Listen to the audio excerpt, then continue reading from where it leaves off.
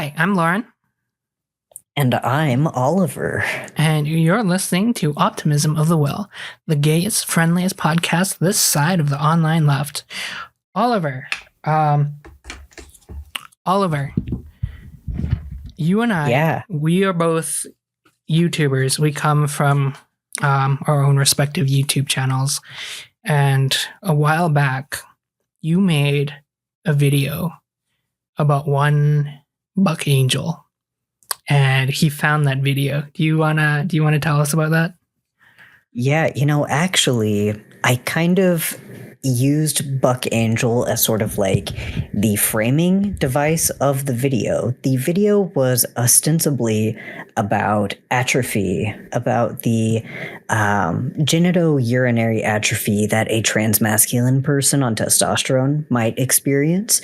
And so the reason why I made this video in particular is because it was a response to Buck Angel. And famously, I would say famously within the transmasculine community at least, Buck Angel has spoken about atrophy as though it is something very perilous, dangerous, and potentially life-threatening, which is absolutely not true. It's something that can be managed.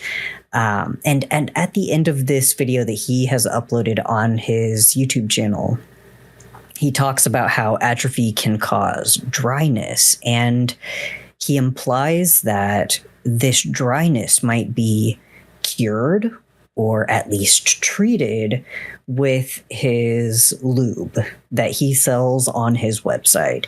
And so, like, what I want to make clear, if you're listening to this for the first time, atrophy is caused by hypoestrogenism. This is the TLDR version. Whenever you're on testosterone, the gonads essentially pause function, creating more hormones because you don't need them. Your brain is getting the signal that you already have testosterone in the body.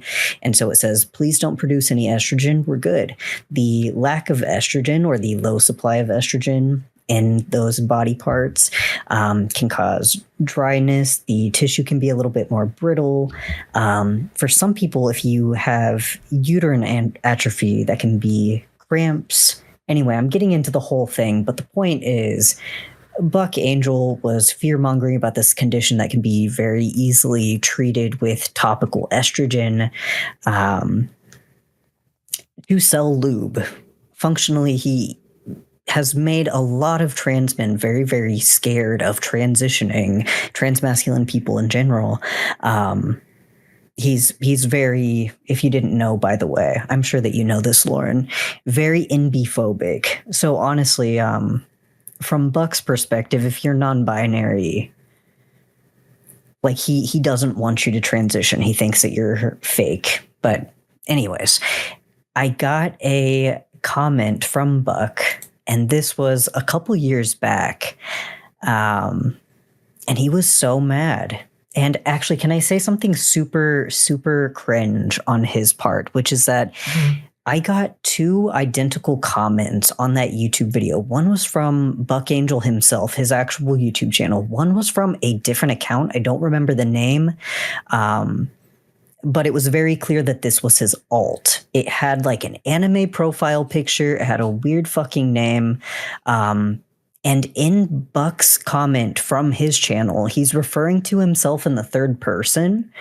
So it's like he was on his main channel, angrily typed up a comment, and then he's like, oh, I need to switch my alt, but accidentally posted it on both.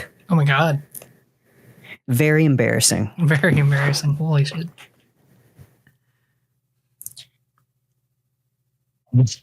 So the reason why we were talking about Buck Angel in particular is because today we're going to be talking about assimilation, queer assimilation, and assimilationism in contrast with liberation, queer liberation and liberationism as, I guess, an ideology, as like a personal and community political project. Whenever I describe what assimilation is, I think that it can be a little bit easier to use individuals as an example though I do encourage listeners to think of assimilation on a broader scale. I think if we're talking about individuals, though, if we start smaller, it's a little bit easier to explain. So I think assimilation can be described as the ideology of the pick-me. Mm-hmm. So if there is a minority group or an individual who is part of a minority group, it is the tendency for these individuals or for these groups to be absorbed by the hegemonic group. And so what we see with people like Buck Angel, people like Blair White, mm-hmm. people like, I'm not sure if he's still like this or not, so I don't know if I want to, he probably is. Calvin Guerra, do you remember him? I think he quit being weird after the Contra video dropped. I think he had a come to Jesus moment. Don't quote me on that, but I recall that happening. If he's being terrible, he's at least gotten quiet about it or quieter about it, which is great. Mm-hmm. And I think what's also changed is that there's been a great deal of community backlash. You'll see a lot of transmasculine people online say, oh my gosh, I used to listen to Calvin Guerra. I used to be more like him, more like a pick-me, and horrible to other trans people, or, you know, like internally horrible to myself. Mm-hmm. And luckily, this is something that I've changed over time. These trans men will say, you know, couldn't be me though. I'm one of those special little beings who was never a pick-me. Yes, of course. Very special. I'm ideologically pure. That's something you'll learn about me over the course of this podcast. I've never had a problematic thought in my life, actually. Yes, of course. And so we're talking about individuals here. And Lauren, we were talking earlier before we started the episode about how there is a tendency that's fairly noticeable in the trans community, trans individuals, when they start passing as cis. Some of them will leave the community. Some of them will go stealth full time. And for those of you who don't know, stealth is a term that a lot of trans people use to describe pretending that you're cis. Yeah. Functionally. Yeah.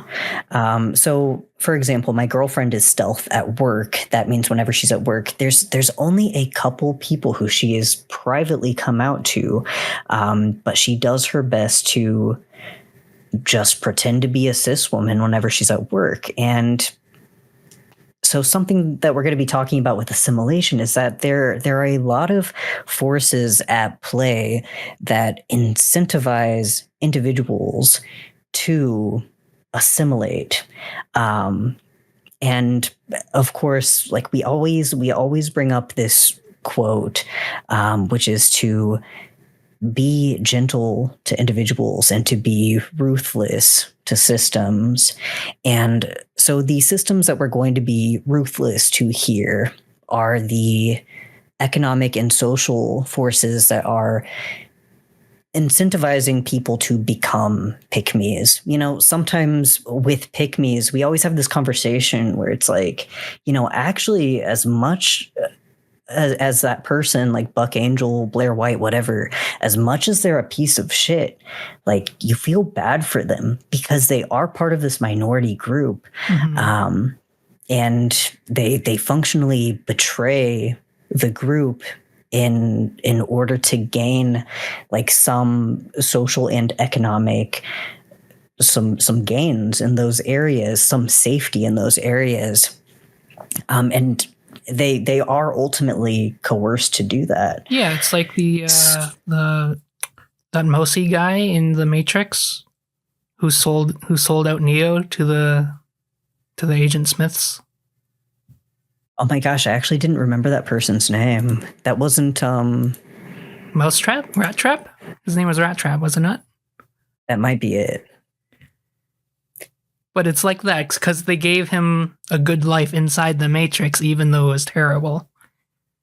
Oh my god! And the Matrix is a trans allegory. It's all coming together. Oh my god! It's all coming full circle.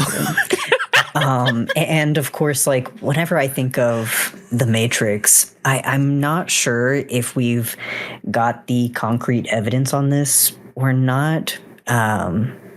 But I've heard that Buck Angel actually outed the writers Lana before they Wachowski, were yeah. out, right? Have you heard that? Yeah. And of course, like, would not put it past him for sure. This is 100% like, it's on brand with Buck's natural proclivities, I guess. Yeah. It's what someone who has an alt account to jazz himself up would do. Right. Yeah, to defend himself, pretending to be a fan of himself. Like, Buck, you don't have any fans defending you, so you're the only one. So sad. Well, when you put it like that, yeah, that is pretty sad. So, Lauren, I think from what you've been telling me, assimilation versus liberation, though, like, it can be a little bit simple on the surface, especially when we're talking about individuals. Mhm. It can get pretty complicated pretty quickly, and it can also get, I guess, it can get mean, and it can get a little bit silly sometimes. I've heard some people say that, like, voice training can be like acting as an assimilationist as a trans person, which I think is, of course, like really bizarre. So I'll say, when I say assimilation, I'm not talking about personally passing. I think that's a really absurd standard, actually. Mm-hmm.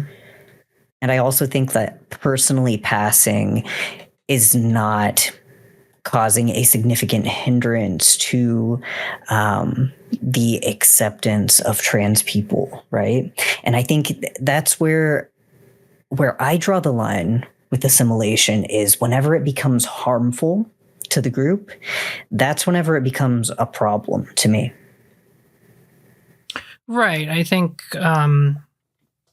what we need to look at in terms of assimilation is this idea of like the personal and the political are going to be overlapping forces. And for trans people, for queer liberation, we're going to need that economic liberation.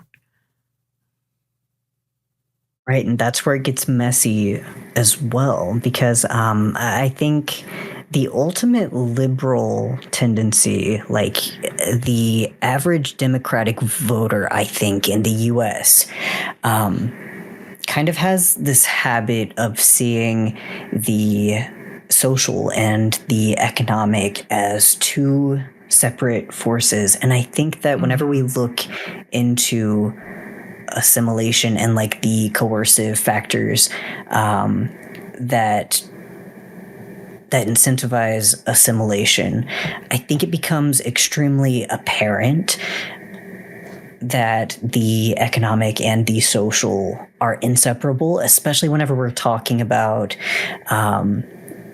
the forces that are oppressing minority groups. Yeah, there's a reason why Buck Angel's selling lube. Yeah, there's also a reason why, I don't know if you've looked at the United States trans survey that they do every few years. The most recent one that's been published, they're still working on the most recent one, which I think is going to be a 2023 survey, which I did participate in. So the 2015, I think that it was maybe 30% of trans people have worked in the underground work, or like under the table illegal work. Sex work is also very common in the trans community. And so what you'll see, I think, is it's very difficult for trans people, for stigmatized minority groups to get ahead economically, or really even to survive or stay stable economically. And so the way that this can pan out is very often in employment discrimination. Trans people are highly subjected to employment discrimination. Lauren, do you have any thoughts about? You looked like you were going to say something. I was like, what? No. No. Okay, my bad. Sorry. I go. Please continue. That's usually where I would say it starts, that these minority groups might be denied access to work, and especially to fair wages that they can use to sustain themselves. And, Lauren and I have also talked a little bit about how poverty can be especially traumatic in the sense that it's not just that you're poor in a vacuum, in an abstraction, I guess. It's also that you are refused what your peers have, what your fellow citizens have. I think makes it more painful and more damaging to the individual. And so, sorry, I kind of lost my train of thought. Well, so what ends up happening is we're often kind of put on this path of like, our values conflicting with like our need for money, basically. So for trans people specifically, like there is that kind of economic coercion where like, yeah, if you spend your whole life being poor for a while, you might just be desperate enough to like throw your queer brothers and sisters under the bus to get a leg up. Yes. Yeah. So like any of those pick me YouTubers, like, how much you want to bet they grew up poor and they saw this as an easy way to make money for them. As part of that. Well, they also look around at the other trans people around them and they're like, I don't want to be in the financial trap that they're in. I see what these leftist trans people's wallets look like, and it's like on SpongeBob when you open up the wallet and like the little puff of dust comes out and the spider and everything. Right. And this is also true on an organizational level. Like Oliver, we were talking about the St. Louis Pride event before we started recording, and how you had strong thoughts about their assimilation tendencies. Yeah, and so moving from the individual to the organized level or to the group level, I'm going to tell you guys a story about something that happened to me last year.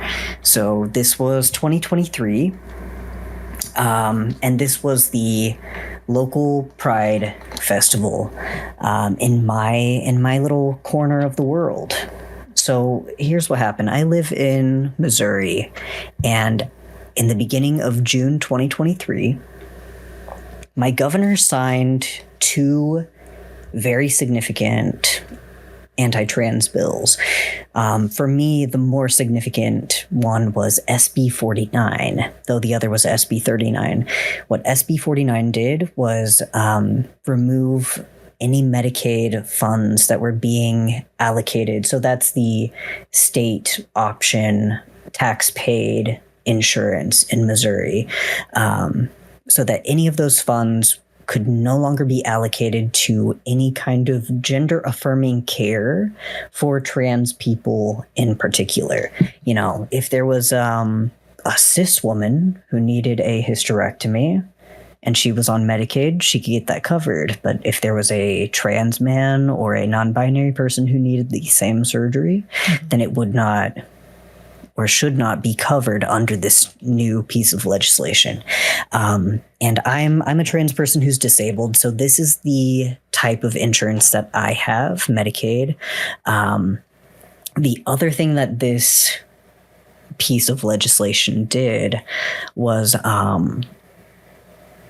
any incarcerated Missourians who are trans, if they were on HRT, it would be taken away from them. They would functionally be forcibly transitioned. And I can't imagine how like painful and distressing that would be. Like trans people already, like first of all, if you're in prison, you're already being tortured functionally. If you're a trans person in prison, you're absolutely experiencing a great deal of assault, a wide range of assaults from fellow inmates and from the guards. Like, we know this is just what happens. It doesn't matter which prison a trans person is put into. Trans people have a very, very unsafe prospects in prison, for sure.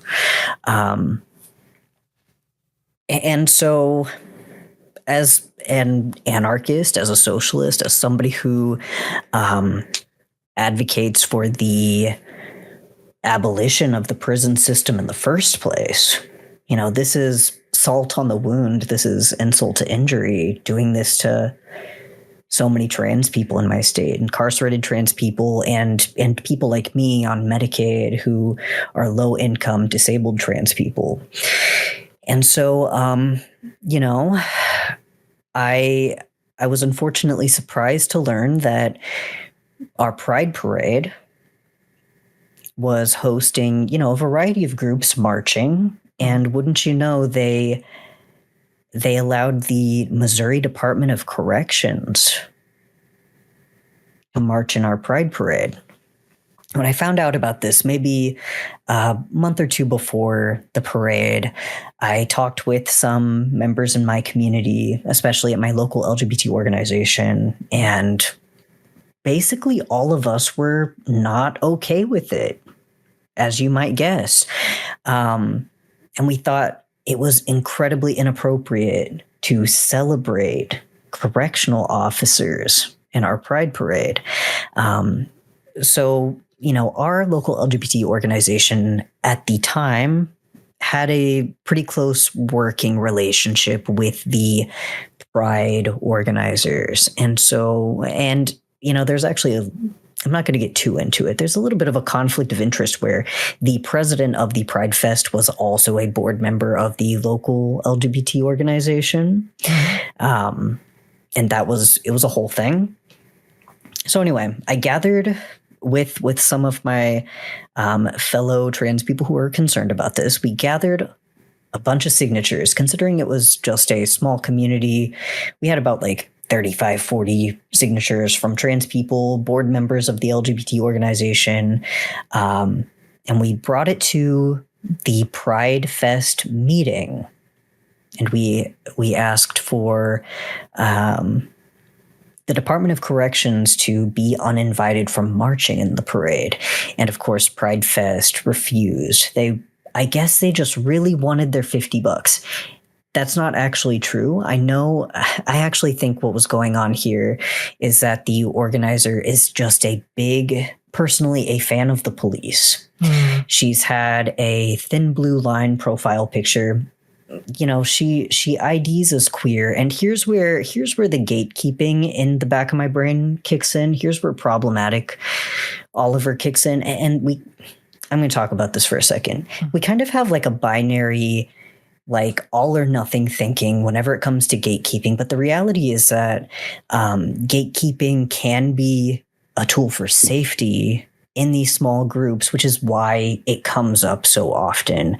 Like gatekeeping wouldn't be like in-group gatekeeping would not be such a problem if safety was not also such a problem for queer people. That's why it happens over and over that you'll see people questioning each other's identities. And of course, like this can create outcasts of very vulnerable people who should not be gatekept. But at the same time, it is also the case that sometimes, I guess the reality of it is this, which is that the identity doesn't matter so much as their politics matter. And this person who I was mentioning to you identifies as queer in a functionally heterosexual marriage. She's cis, and she's also white, and she's had a thin blue line flag profile picture, as her Facebook pic for everybody to see, for God and everybody to see, in the last few years, fairly recently. So anyway, aside from everything, I have so much beef. I have so much anger. See, this is where I was like, I don't know, Lauren, do I want to talk about assimilation? Because I'm going to get all worked up. Here I am. Angie Oliver is coming out. So we attended the Pride Fest meeting. We showed them the signatures of so many community members asking for this group to be removed from the parade. They refused, and they pretended it was some kind of policy. They said, oh, it's because I'm a 501c3, and that would like violate the rules, and then I could lose my tax exemption status, you know? So they think, whether or not they were lying, they were presenting the reasoning for this was an economic incentive where, well, how can I have pride? How can I do this service to the community without money? I need money so that I can help our little minority group. And so something you have to watch for whenever it comes to assimilation on like a wider group scale is that it is very often going to be justified by financial means.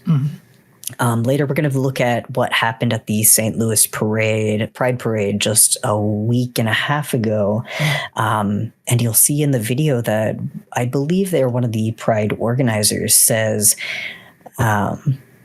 we had to take money from this highly controversial, highly problematic corporation because otherwise I would have to charge people to come into Pride. And, frankly, like my stance on that is if you can't host a Pride event without the dollars of these evil goddamn corporations that people are taking issue with, then maybe it should cost money to get in. Maybe you should have to buy a ticket for $5, you know? Like when I go to a Pride parade, I'm there to see my community. I'm not there to see the Bank of America, right? Yeah. So anyway, this was a whole thing. I ended up showing up to the parade, and me and a bunch of other people booed at the correctional officers whenever they marched by, and they looked upset, which was fantastic. It's just, I think liberals have this idea of separateness that isn't there. It's kind of like Mark Fisher, like lack of imagination, I guess, where they can't imagine something different. But like the fact is, these might be nice queer individuals wearing their uniforms, these correctional officers. They could be, they might be.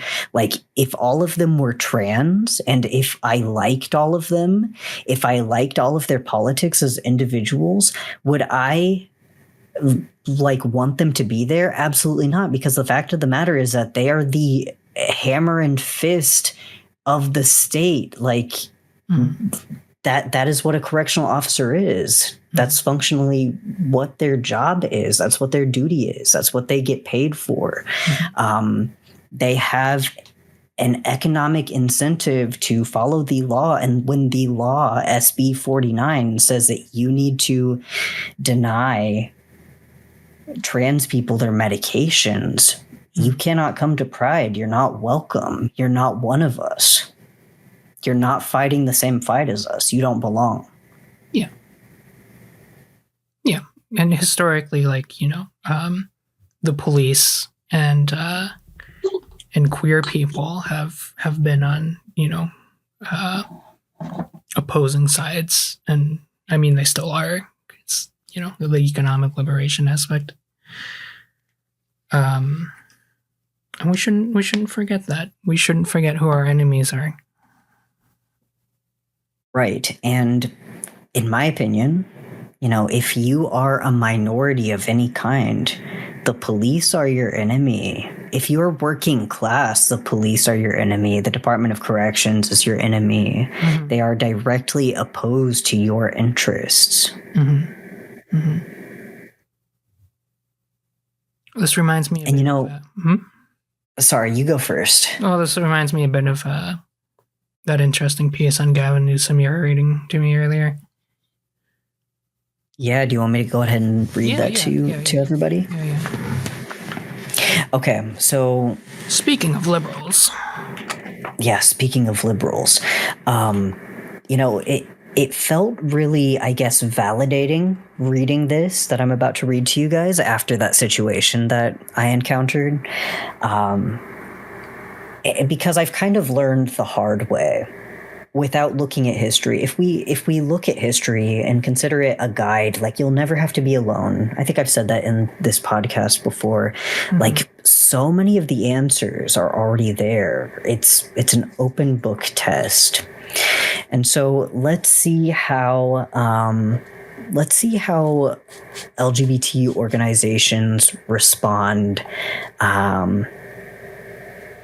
to left-wing queer radicals advocating. Let's see if this has happened before. So this is an excerpt from the book called That's Revolting: Queer Strategies for Resisting Assimilation, edited by Matilda Bernstein Sycamore. So this is the introduction that is written by Matilda.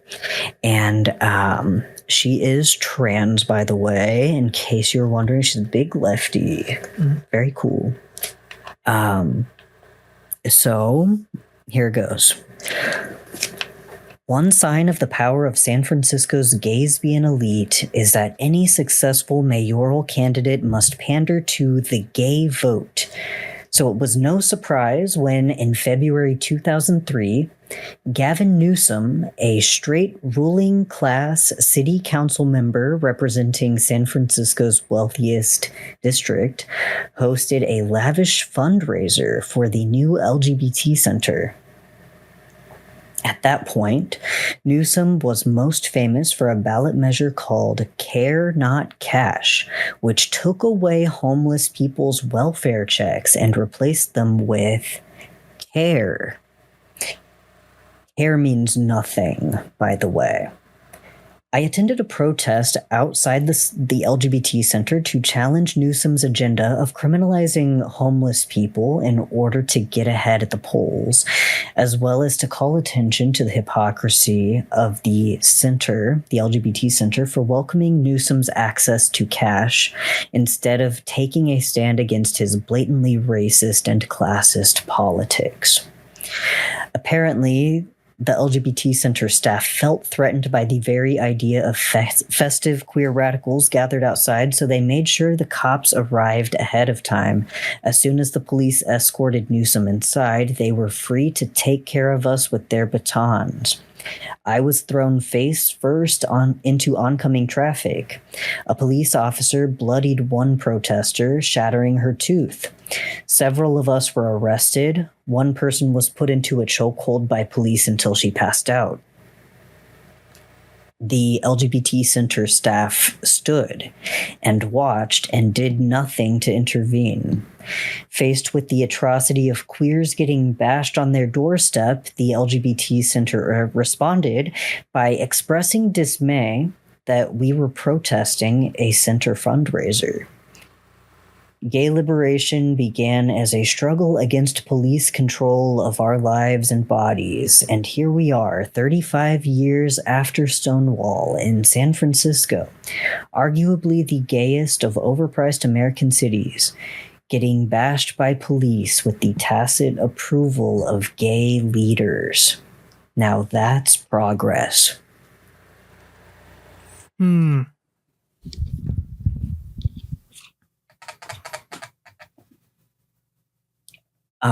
Personally, I found it, like I said, validating, but also harrowing.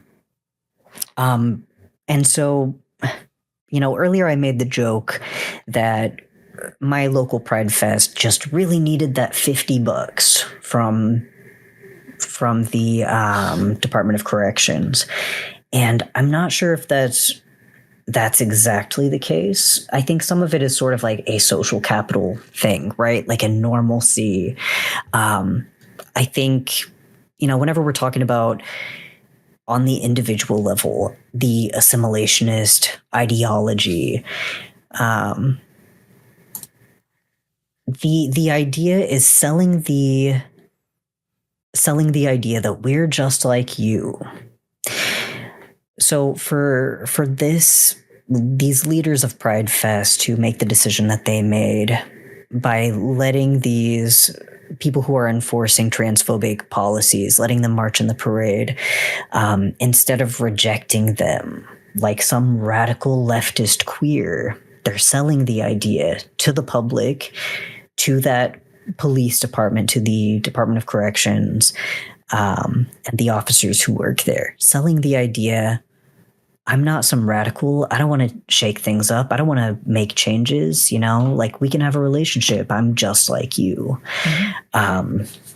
But sometimes, though, what we see is economic incentives. And so we talked about on the individual level, but whenever it comes to the structuring of an organization, it's often the case, at least from what I have seen, that some of these LGBT centers might start off as like a really small group of people who are very dedicated and very interested in offering community support to some of the most vulnerable people locally around this organization. And often organizations, LGBT organizations, can be places where people are getting emergency funds. If they collect enough donations, my LGBT organization does have an emergency fund that queer people can apply to.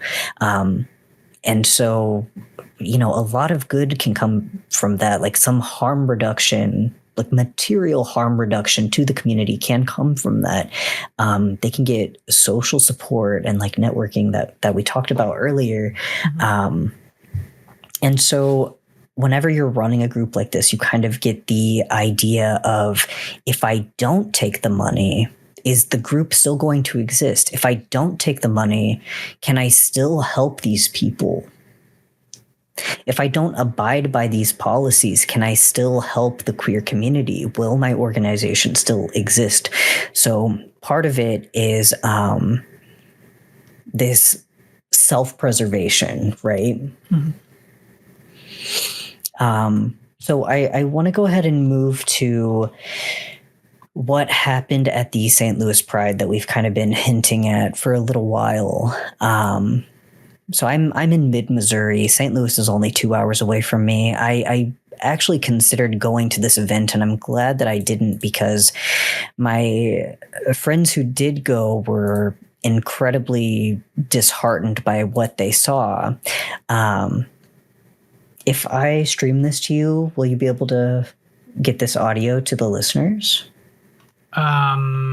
Maybe we can try. Okay, if we don't get it, I'll keep the link. Am I gonna? We'll fix it. Because we don't want to get flagged for copyright. So it's a St. Louis news story about what happened at the Pride Parade, and I'll give a little bit of context first. I think that we're probably going to be okay on flagging, personally. Mm-hmm. So you may or may not be aware, listeners, that Boeing is a very evil company. Mm-hmm. Boeing was the top manufacturer of missiles and munitions delivered to Israel between 2021 and 2023. So they were the primary manufacturer of 2,900 missiles and 3,000 JDAM kits between that time period, which is very significant. This has, of course, led to an incredible loss of lives in Palestine. And so at St. Louis Pride, the Pride organizers decided to accept a sponsorship from Boeing. It's often the case that in order to make these things work, the organizers are making concessions. Sometimes they'll be a little bit more thoughtful about who they take money from. And we love to see that, actually. That's pretty fucking based. Mm-hmm. in this case, though, it's like how could you make a mistake this significant? You know, taking so much money from Boeing. They were described as a major sponsor of STL Pride. How much money that was exactly, I don't know. But there was a group that I'm aware of called the Metro Trans Umbrella Group, MTUG for short. They, about a week or two before Pride, announced that they were pulling out of the event in response to Boeing's presence. My understanding is that they must have asked the Pride organizers, like, hey, pretty please don't take their money or we're not going to be there. And they said, sorry. So Metro, MTUG said, we're not going to be there. Like, you guys aren't going to see us, but we have a website. We have community events. And honestly, their response here, they've gained a lot of credibility with me. And so that's not the end of the story. The Pride Parade lines up. They're getting ready to show off all of the corporations dressed in their sweatshop Pride flags. Hold on, I'm really sorry. Mm-hmm. Everybody's really excited to see Bank of America, right? Love that shit. But then what's the holdup? For about an hour, the parade is behind schedule. They're not marching by. They're just stuck in lineup. There were pro-Palestinian demonstrators at the Pride Parade who chained themselves together at the front of the parade. They had a lot of signage, you know, saying like Free Palestine and also saying Pride is for sale, because functionally what we see here is that our queer liberation aesthetic, or our little celebration over our so-called liberation, I struggle to call it that after SB 49 was passed in my state, was being used functionally as like an advertisement for Boeing, or like a way to like cleanse their reputation a little bit, right? And as a trans person in Missouri, I'm really not game for that. So anyway, I'm gonna go ahead and stream this little news story to you so we can get some of the details of what happened. I also want to say something that was pretty significant about this event to me and to my friends who attended, were that there were people in the crowd cheering on the police and yelling angrily at the protesters. These are queer people who presumably are also posting online little memes about how the first Pride was a riot, right? So let's listen to this story. Hearing from a group behind a pro-Palestine protest after they disrupted the Grand Pride Parade downtown. Nearly 24 protesters were arrested yesterday in downtown St. Louis. They are now out of jail. 5 on your side's Megan Kernan has the latest message from them and new reaction from Pride STL. Megan. And the protesters held a press conference this afternoon outside of the City Justice Center here. Tonight, we're hearing from both sides as those protesters continue to call out Pride STL's ties with Boeing and the war in Gaza. Free, free, free Palestine! A group of pro-Palestine protesters took over the 44th annual Grand Pride Parade shortly after it started Sunday. They entered the parade route denouncing genocide, connected themselves with chains and metal pipes, and blocked the participants from walking down Market Street. Jordan Braxton with Pride STL says the group spoke with the protesters before the parade. They were given the opportunity to march down the parade route before the parade start and get their message out and even hand out literature, but I guess they didn't opt for that option. Yeah, let me just say, that's not enough. You know, reject the money from Boeing and then the problem goes away, right? But I'm going to keep playing this. Protesters say they didn't want Pride STL to accept funding from Boeing, the title sponsor of the parade. That's after reports linking Boeing to bombs used in Israel's war against Hamas in Gaza. We've been working to get Boeing out of Pride. We've been working to get these other corporate sponsors that are pillaging the planet. Boeing is a sponsor, yes, but the sponsorships that we get from people keep our festival free. If we start denying or refusing sponsorship from companies that our community doesn't like, then we're going to have to start charging. Officers asked the protesters to leave several times. When they didn't, 19 protesters ranging from 21 to 36 years old were arrested. Not one participant left the parade, and the crowd stayed. We were still 15, 20 people deep, even after the hour delay. We will continue to make our voices heard. Get used to it. We're not going anywhere. The fight continues. We won't stop until we're free. The group says they'll continue protesting throughout the summer. Police have asked prosecutors to file charges for trespassing and resisting arrest. 5 on Your Side has reached out to Boeing for a response. We'll let you know if we hear back. Live in downtown St. Louis, Megan Kernan, 5 on Your Side.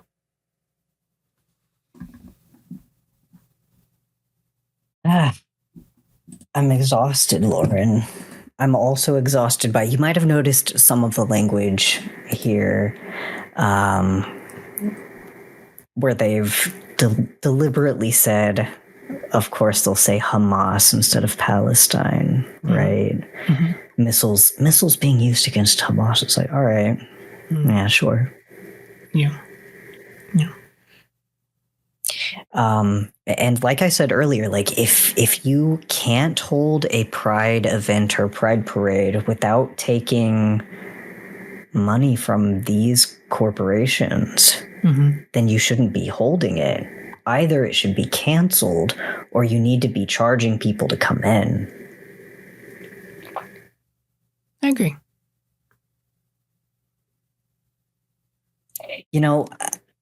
It's just, I've barely been in the pride spirit. It's kind of like a Christmas movie where like the protagonist is like, oh gosh, I just haven't been in the Christmas spirit lately. And it's like, I haven't been in the pride spirit because like the state is fucking cracking down on us. And every time I ask these LGBT organizations for like recognition of what's happening.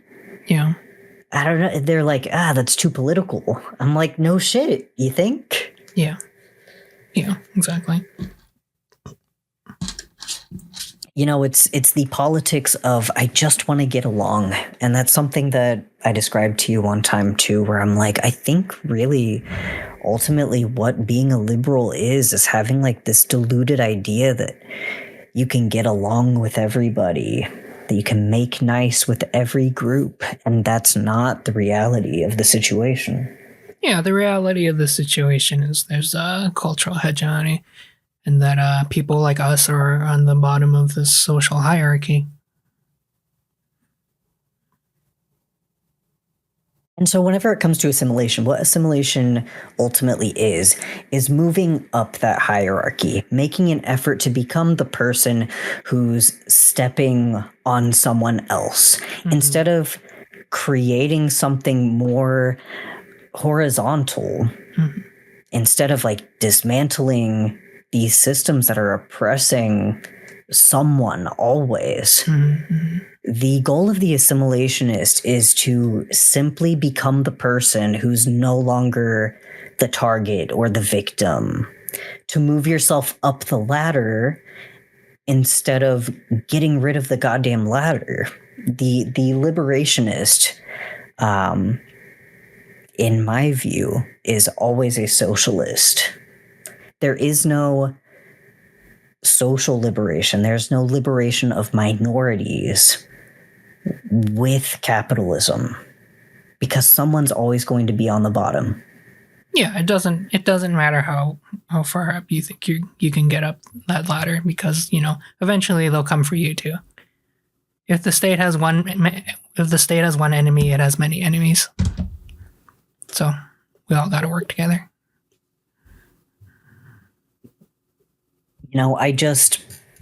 The reason why assimilation has been on my mind so much lately, Lauren, really was because of this event at the St. Louis Pride. And the thing that really, really gets me, if I hadn't heard about all of the rainbow-clad people in the crowd cheering for the police and yelling at the protesters. I wouldn't be thinking about this as much. It wouldn't be on my mind nearly as much, but that's what really got me angry. There was so there's a Twitter user, Sally Hates Capitalism, but loves Palestine. It's at Hates Capitalism. She posted about this event. She was in attendance. She said that she heard someone yell, "Free the Pride Parade," in response to the protesters yelling, "Free Palestine." Free the Pride Parade. And so it was about 24 people that got arrested at this event. And I also wanted to mention, like, hats off to these demonstrators. Like, they're incredible pulling this off. One of the organizers of this demonstration, their name is Maxi Glamour, MaxiGlamour. You can find them on like Instagram. They're actually on the ballot for the next St. Louis election, August 6, 2024, to become a committee member of Ward 3. So they're running for an elected office position in St. Louis. So if you're a listener who happens to live in the area, consider voting for them. Yeah. And, you know, frankly, I just love to see it. I love seeing radicals putting themselves on ballots, because I do think that for us to get a way out of this, to secure steps closer to liberation, I do think that holding elected positions can be a part of that process, personally. Although I know that might be controversial among some people.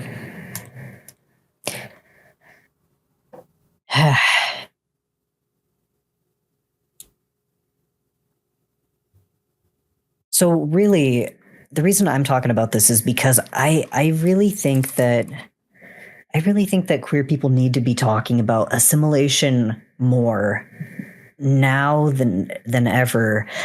There were a lot of conversations about assimilation being dangerous to the movement for queer liberation in the 2000s, like early and mid 2000s. Like, to put it really simply, I don't want white lesbians to have Subarus. I want my friends and family to be safe, and right now they aren't. The trans people that I know in Missouri are not safe, and they're like every day living in precarity. I've seen bruises from an attempted suicide on the neck of a trans woman that I know in the last 12 months. One of my trans friends, a guy, became homeless a few months ago, and he was going from Airbnb to Airbnb, like surfing couches. Economically, we're not safe. Socially, we're not safe. Medically, we're not safe.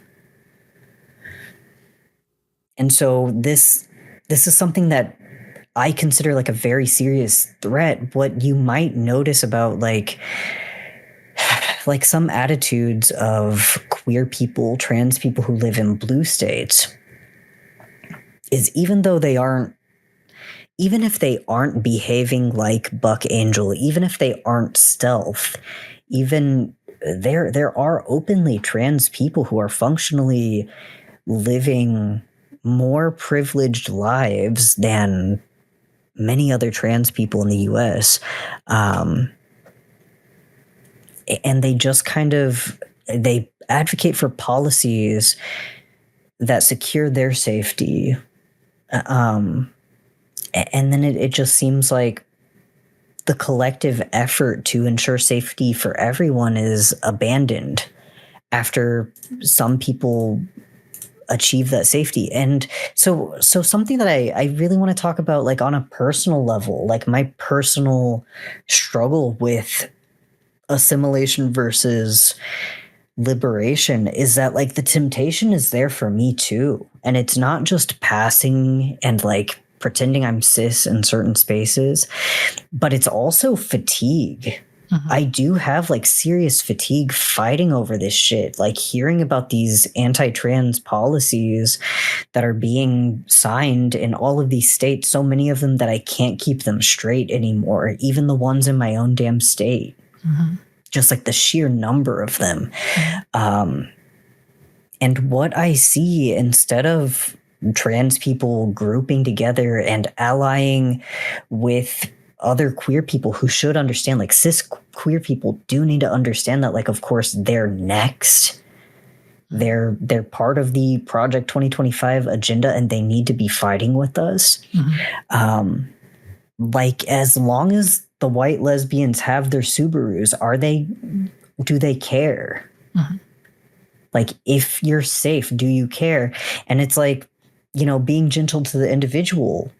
I understand, like, if you're a 50-year-old cis gay, you're probably really fucking tired. If you're an older gay, especially like seeing potentially friends die in like the 80s and the 90s from AIDS, and you know, if you were involved in some of the activism to help people during that time, like, you're traumatized, you're beat down, and you probably feel like, I've put in my work. I've had people say that to me before, actually. I had a partner say that to me, an ex who was non-binary. I've had my therapist say it to me too, where they say, but you've done so much for the community already, you know? And like, this isn't an effort to guilt trip anyone. This isn't an effort to tell people that they're not doing enough. I know that it's going to sound like I'm saying two things at the same time. But it's like, how are we going to do this if you tell yourself that you've done enough? If I tell myself that I've done enough, then I'm going to stop. That's just like the natural consequence. If I believe that that's true, if I believe that I've put my work in, like put my time in, like the fact is that like the community still needs me. And I have been taking a break, and like everybody needs a break. Like, it's so hard out here. I think like part of the temptation, part of the draw of assimilation is that, like, the fact is that if you're a part of one of these minority groups, if you're trans, if you're queer, etc., like, you are beaten down and you're traumatized. And it hasn't just been interpersonal transphobia. It's not just the things that happened to me at the doctor's office. It's not just the things that people have said to me or my girlfriend on the street. It's not just people yelling at her in the parking lot. It's also, I don't know if I'm gonna have access to testosterone or not.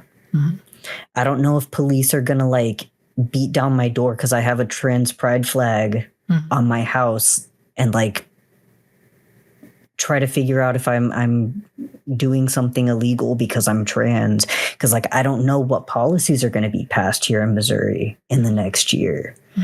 Like, every year, something incredibly scary happens here, and it's been escalating, right? Yeah. And so, like, one of my personal struggles with assimilation and like safety seeking, which I think assimilation ultimately is, personal, individualized safety seeking. I just want to like run away to Minnesota, right? And that's the opposite of building community and fighting for our liberation here. Fleeing as an individual.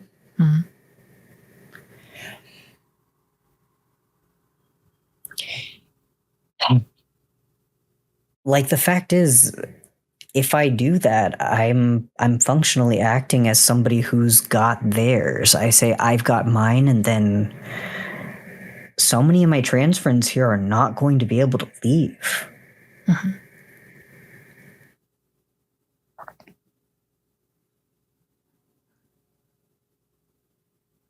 It's just a lot. It's a lot here. Being a trans person in a red state in 2024, it's really intense, and I'm kind of finding that, like, I have ideas for the kind of person I want to be, and the way that I want to act in a situation like this. And the fact is, it's not safe. It's not safe to act in ways that I think are moral, in ways that I think are more correct and lead to liberation. Mm-hmm. I guess for a lot of us, it comes to like how capable we think we are of withstanding the social and economic blows, the oppression. And like, even though I'm a relatively privileged trans person, my rent is paid every month. I've had the surgeries I want to have.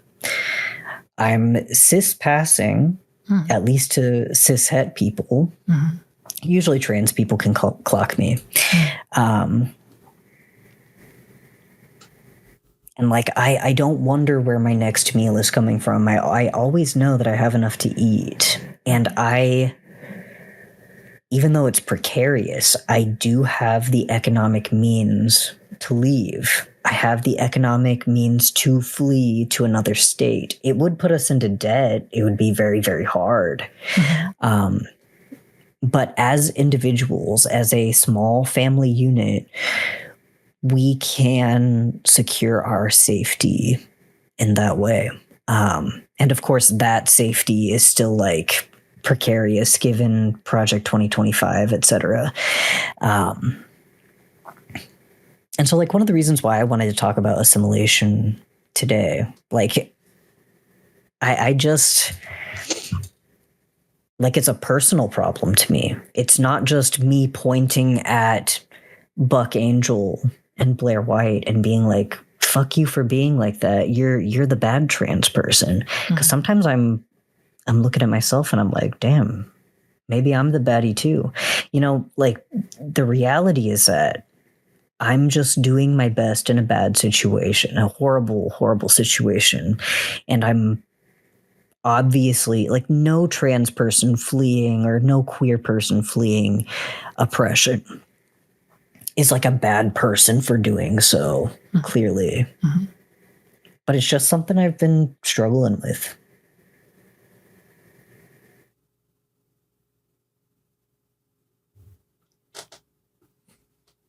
That is a lot.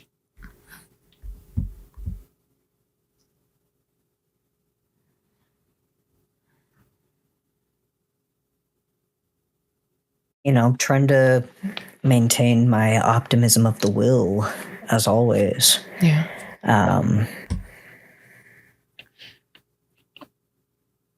And the pessimism of the intellect right now is reminding me of how many trans people, especially trans kids, must be in like so much danger and so much despair in my state, in my community, in my town. Like, I've met many of them. And like, I wonder, how can I secure a better future and a better, hopefully just a safer present for them? I'm not sure if I've talked about it on this podcast, but I put a lot of work into advocating for the safe haven ordinance, the LGBT safe haven ordinance here in Colombia. And I do feel like that policy, I think it makes a difference for queer people here. I do think that it establishes some safety, and I do think beyond that, it does send a message to queer people, especially young trans people in mid-Missouri, that there are people who care about them, who are working really hard to even just get like these small concessions in local policy to try to protect them, to try to make them safer here. And yeah, it's just scary. It's so scary. Like maybe with this bill, this ordinance that we've had passed here in February 2024, maybe it's going to keep some of us from getting fined or harassed by the police for using a bathroom. It could. But like it doesn't feel like it's enough. There were a lot of people who came out to speak for trans rights, so that was pretty heartwarming. Oh yeah, weren't you watching the live feed? Yeah, I was. I watched the whole thing. And you could tell which side was right, which side came with all the facts and figures, and which side came with their holy Bible. That's going to be a future episode. Oliver and Lauren take on God. We gotta destroy God. Okay. And there's hope out there. There's people trying, and I would say don't despair. Okay, I think that is about as optimistic as a message as we can finish on today. I forgot to ask for your 10 seconds in the beginning, but I think people get it. Yeah, sure. Yeah, I always say, we have October and Halloween. It's like a second secret Pride Month, and maybe you'll find the Pride spirit by that time. Yeah, maybe I will. I will say, as something positive, is that during Pride Month, I went to Underwear Night, and so far when I go to Underwear Nights, I have been having a good time there. I really love Underwear Night. And, honestly, every time I get an opportunity, I'm going to be there, and I'm going to make the cis gays deal with me, Yeah, I think all the pieces are coming together for you to have your own Pride Parade at some point. It's like we'll pull a Bender. We'll say F you. We'll have our own Pride Parade with blackjack. Oh yeah. I don't know if I mentioned it in the episode, but that is something that, you might want to look into in your own local communities. Independent Pride festivals have been popping up around the US. And so these are more ideologically left, socialist, typically, groups that are not taking sponsorships from corporations. So that might be something to potentially look forward to in your area. I'll have to look and see if there's going to be one like that in my city this year. Absolutely. And if you want to help support queers, you can support this podcast on patreon.com/optimism of the will. You can follow us on Twitter at OPT of the Will. This podcast will be found on Spotify and YouTube podcasts. Okay. Thank you, everyone, for listening to today's episode. Oliver? For my closing message, I really just want to say that, when it comes to the message, don't despair, it's obviously not as easy as just, not despairing. It's kind of don't be depressed, forehead, And so, finding community is a big part of not despairing.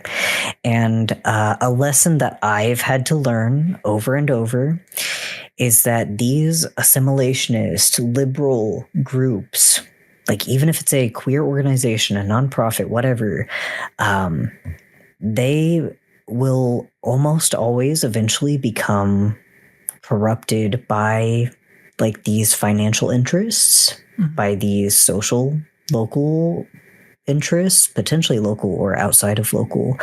And so over time, these places might not be the best locations to find like-minded individuals.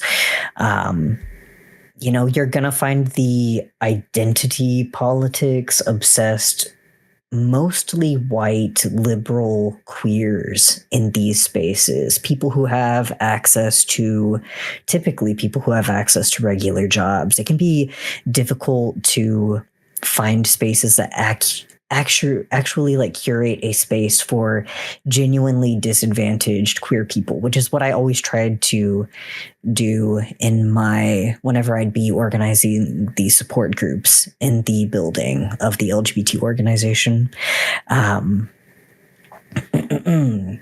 But, taking my own advice and giving you guys advice, I really think that,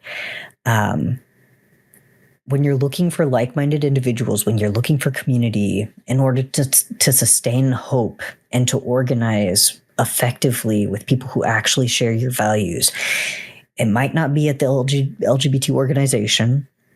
It might be more likely, you might be able to find some of them at that organization. Maybe not.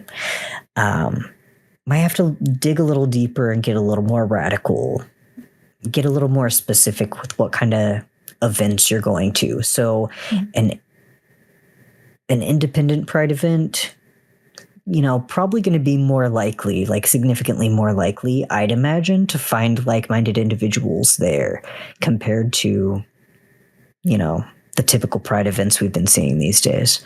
But yeah, I just wanted to put that little message in there. Just find your people. Yeah. It's like I don't know. What's something that's like capitalist and like overdone, and people don't go to it anymore because it's bad? McDonald's. Yeah, sure. It's like don't go to a McDonald's. Go to a nice local burger place. Oh yeah, true. But don't go to the hipster ass ones. They suck. Yeah, they do. Okay, keep swagging it. May all your foes be damned. That's my closing message. Excellent. Okay, and we'll catch you next time on Optimism of the Will. Bye.